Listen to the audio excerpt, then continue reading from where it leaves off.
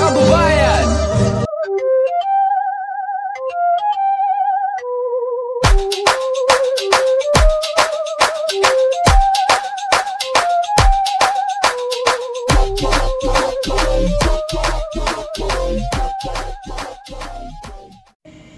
Magandang araw po sa ating lahat.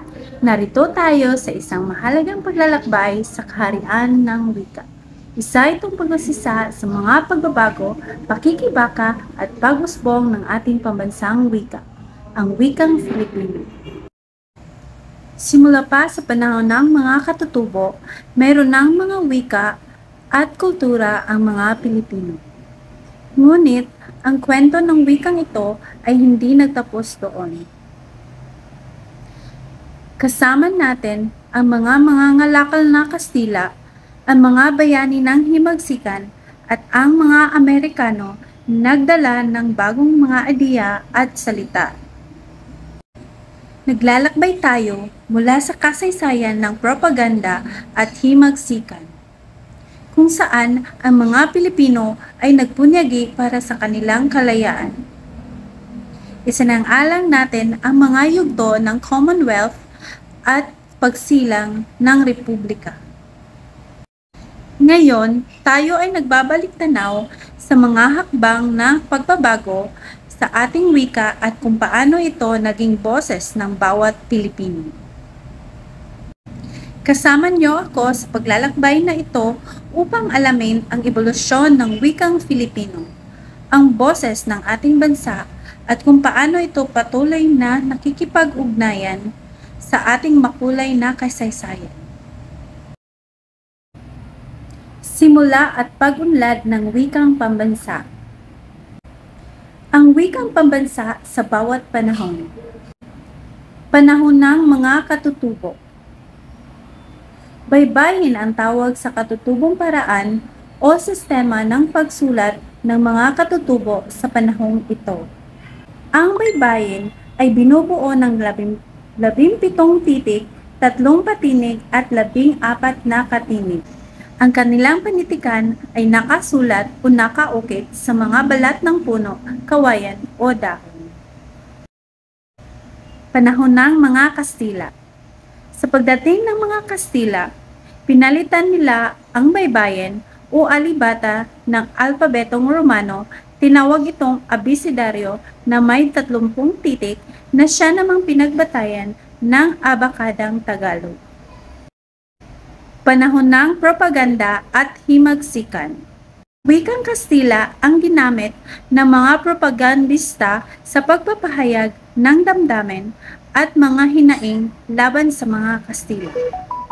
Halimbawa dito ay ang La Solidaridad, No Le Metangere at El Filibusterismo ni Jose Rizal. Panahon ng mga Amerikano. Wikang Ingles ang ginamit na medium sa pagtuturo at mga aklat sa pagtuturo ay nasa wikang Ingles din. Nagpahayag ng sariling pananaw ang marami hinggil sa kung anong wika ang medium ng pagtuturo. Panahon ng Commonwealth o malasariling pamahalaan. Itinatag noong taong 1936 ang surian ng wikang pambansa. At ang pamunuan nito sa pamamagitan ng Batas Commonwealth bilang 184. Simula noong ika-4 ng Hulyo taong 1940 sa pamamagitan ng Batas Commonwealth bilang 570. Formal nang kinilala ang wikang pambansa bilang isa sa mga opisyal na wika ng Pilipinas.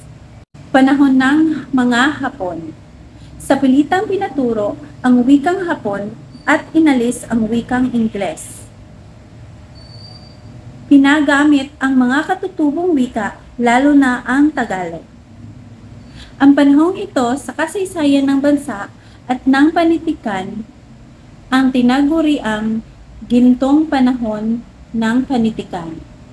Dahil higit na malaya ang mga Pilipino sa pagsulat ng panitikan, at pagsanib ng kultura, kaugalian at paniniwalang Pilipino sa mga ito. Panahon ng Republika. Pinagtibay ng Kongreso ang Batas Commonwealth bilang 570 na nagtatadhana na ang wikang pambansa ay maging isa sa mga wikang opisyal ng Pilipinas. Marami ang pag-aaral na isinagawa sa wika upang magamit itong panturo. Panahon ng Bagong Lipunan.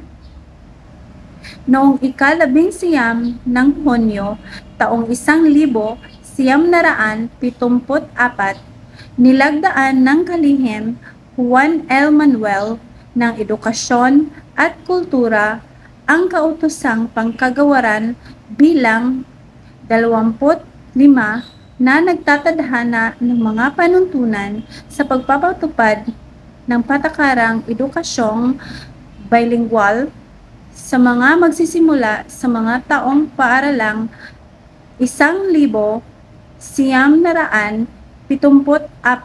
at 75. Panahon ng Demokrasya.